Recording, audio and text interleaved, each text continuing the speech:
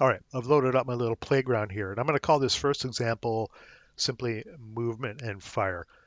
Obviously, all these examples, just like the defensive fire video I did, this is for illustrative purposes. The battlefield is going to be more complicated than this, but it's just to show you the fundamentals of how the mechanics work. Now, what I have here, I think it's an M4, yeah, M4A1, and I can't remember what this is back here, a Panzer 3, Panzer 4 back here. Now, what would you do to attack this thing? You could, if you're on the offensive, you're pushing forward. You want to do something. You can't just wait because AI will probably just sit there and wait for you. Several ways you could do it. I'll show you the wrong way and why, and I'll show you the right way and also why. I may not get a kill, but I increase the chances of me not getting killed and me getting a kill by doing this way. So the wrong way would be to do this. I'm gonna run right around the building here.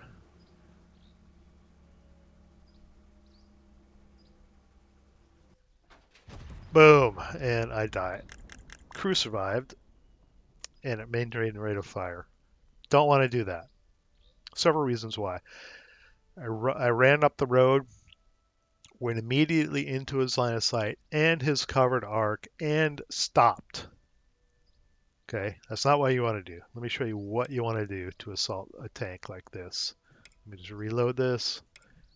This is how I'm going to do some of these little tutorials. Is I'm just going to load up various things like this, quick little things I'll put together and show you how to do it. Okay, I showed you kind of the least ideal method of assaulting one tank with another. I'm going to show you one that a little bit more ideal and increases your chance of survival and your chance of getting a kill. So what we want to do is actually come around to its side, because what I've found is the AI usually, the vast majority of the time, will not fire at a moving vehicle if you move into its line of sight outside of its covered arc. When we came around the corner here and got into its line of sight, we were in its covered arc. We come around this direction and come into its line of sight, it's out of its covered arc. It's not going to fire during movement. It's more likely going to fire at a later phase. And what we want to do is we want to actually come to this hex here, not this hex, because this hex, firing just along this hex spine, is going to result in a front armor shot, armor value, armor factor shot. We want a side shot. This will result in a side armor coming right along this hex spine of the two hex sides that form its covered arc. Results in a front hull hit. Not good. So let's do it. And we're going to move here and we are going to keep the engine on just in case he fires. I bet you he does not. He does not. Okay, we're happy. We could fire now, but look at that percentage. You can see it's a side shot there. Side, oop, it went away. Right there it pops up. Side shot, okay? 3%, not good. Now we want to stop our engine. So let me escape. I can just click down here, oop, click down here, turn the engine off. Now 42%. 3% to 40, from 3% to 42% by shutting our engine down, because that within the game that represents the vehicle not moving anymore. It's considered to be stopped, and now we can fire. 42%. Let's take a shot. 40. Let's. If we get a hit, it's probably going to kill. But let's see. Yeah, we got a kill. Okay. I'm going to load this up and do one more quick example and see what happens if we do not get a kill by kind of neutralizing its reaction fire during movement, and it fires back at us during its fire phase. So let me load that back up. Okay, once again, there's no guarantee you're going to get a kill every time doing this, but I guarantee you survival rate and your chance of getting a kill are going to be much better than if you looped around here and just tried to shoot it in the face. So let's do this again real quick. I know he's not going to shoot, so I'm just going to move up here and stop. and take a shot. Watch, I'll probably kill it again and kind of disproving my point of survivability if he shoots back. So let me shoot.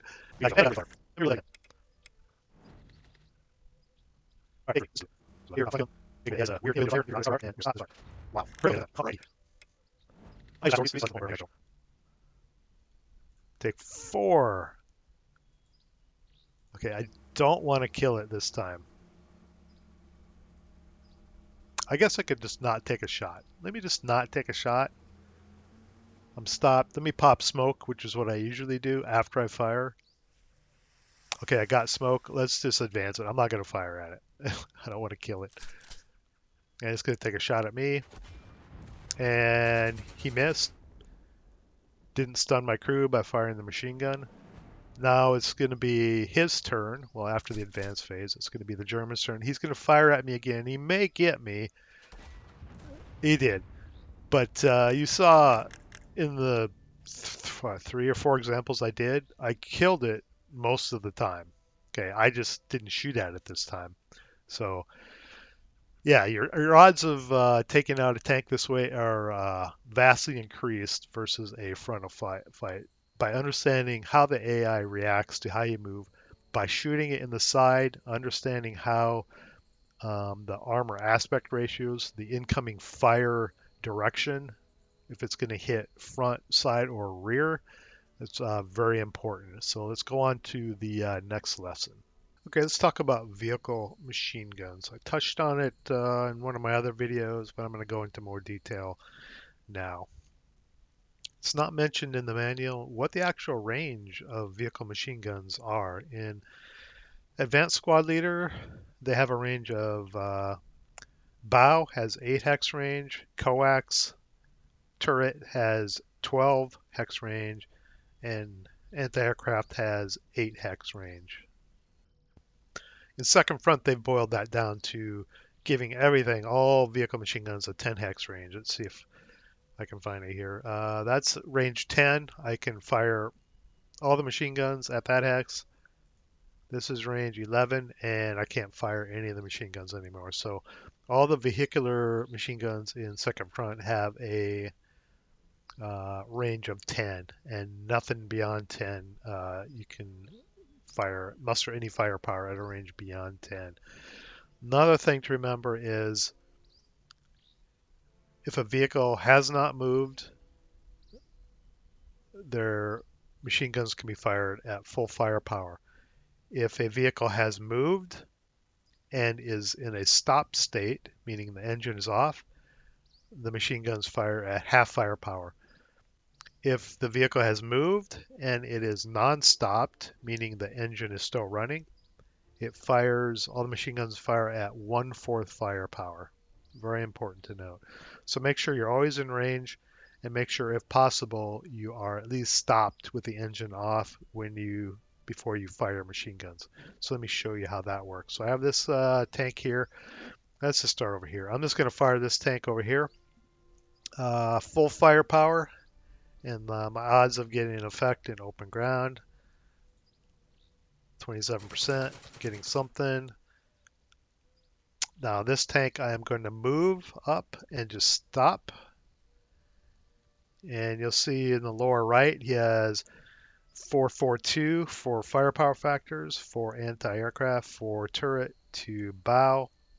Let me move and stop, and the values will be half. You saw while he was moving, if you were watching down there, as he was moving, they went down to 1/4. As soon as he stopped, they went up to half the value. So now they're at 221. And I'll just fire. These guys are out of my turret and vehicle covered arc, but I can still fire my anti-aircraft. It's a anti-aircraft machine gun. It's a 360. I'll just fire everything over here. Fire all. And then this guy, I'm going to move up to here, but I'm not going to stop the engine. I'm going to move up here. Let me fire on these guys. And if you look in the lower right, the machine gun factors are half, or sorry, 1/4, 1, and I guess I don't know, 2 divided by half, I guess. So I have 2.5 firepower because my engine is still running. Now you can see it. I'll turn the engine off and it'll go up to half firepower. Turn the engine on. I'm considered stopped now, technically. If I turn the engine on, even though I'm not moving around hexes, I'm going to turn the engine on. I'm now considered non-stopped in the hex. Maybe I'm spinning, moving a little bit, whatever. This is just the way the system works. I'm in a non-stop state. The machine gun factors go down to a quarter. And if you fire, there's not much of a chance. Oops, not much of a chance of anything. Oops, I fired the wrong gun. Fire the machine guns, not much of a chance of happening. Okay. Um, Now, one thing I wanted to show you is, let me move this guy a little closer just for the heck of it. Actually, no, I don't want to move him. Let me just fire this guy, okay, at full firepower. So he's got four anti-aircraft, 4 turreted, and 2 bow for a total of 10 firepower factors. Now, the way the infantry fire table works in Advanced Squad Leader is it's broken up into specific firepower columns. Let me pop that up here. You see this pink line. There's 1 firepower, 2 firepower, 4, 6, 8, 12, etc. Now, I'm not 100% sure if the math behind under the hood has done some interpolating between the columns and made it a little more granular as opposed to discrete like these classic ASL firepower columns. But if it is using these discrete firepower columns to get these results on a die roll, plus or minus modifiers depending, anything from KIA results to casualty, meaning a kill, a squad goes from a full squad to a half squad, to various morale checks and a pin check, which I'm sure we're also fond of seeing, our units getting pinned at this point. Those are the results you can get. But you can see, 4, 6, 8, 12 firepower. If we go back to the game and we look at the machine guns on this M4A1, we have 442. Now, if we fire them all together, over here, we're firing 10 firepower. If we come back to our chart, there is no 10 firepower column. So what would happen if the developer is using this chart, which I suspect he is, it's going to actually move down to the 8 firepower column and you have 2 wasted firepower. They won't even be used. Okay. So there are different ways you could approach this. You could just fire everything and probably get an 8 firepower attack on this infantry. Or you could do you can either do all or one at a time. In Advanced Squad Leader, I could combine the bow and turret and fire those, and then the anti-aircraft separate or whatever. I can do different combinations. And here you either fire them all at once or all separately. But there may be situations where you may want to fire them all separately, such as this case. You may want to not do all. You may want to do a 4 firepower attack, a 4 firepower attack, and a 2 firepower attack. Because if you look at the chart,